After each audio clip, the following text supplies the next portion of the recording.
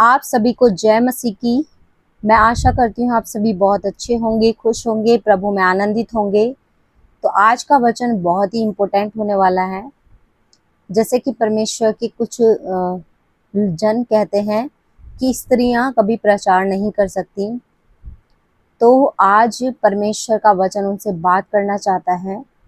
परमेश्वर का वचन हमें ऐसा बताता है, गलातियों की पुस्तक और उसका 3 अध्याय और उसका हम 26 से 26वीं आयत से पढ़ना शुरू करेंगे।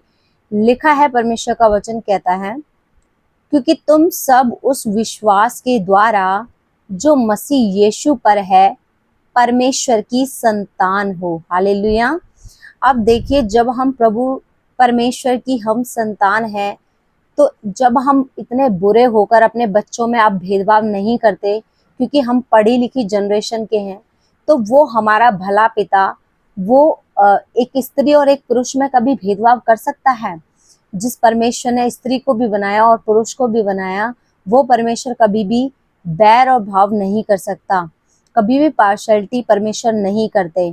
ठीक है, परमेश्वर का वचन ऐसा बताता है, और तुम में से जितनों ने मसीह में बपतिस्मा लिया उन्होंने मसीह को पहन लिया है।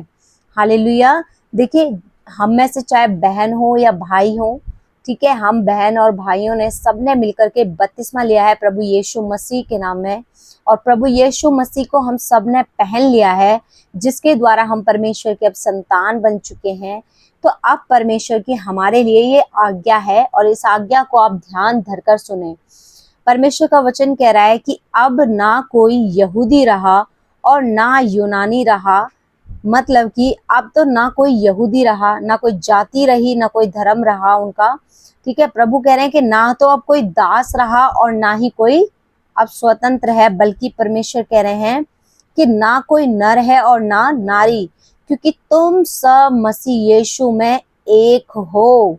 हालेलुया। देखिए, परमेश्वर का वचन कह रहा है कि तुम मसीह के हो, मसीह में एक हो। हालेलुया। मसीह यीशु में क्या हो? एक हो। तो अब यहाँ पर स्त्री और पुरुष वाली तो कोई बात ही नहीं रह सकती, क्योंकि प्रभु ने सबको एक कहा है और सब परमेश्वर की संतान है। इसलिए चाहे स्त्री हो चाहे पुरुष हो, हर कोई परमेश्वर की सेवा कर सकते हैं, हर कोई प्रभु के सुसमाचार को प्रचार कर सकते हैं।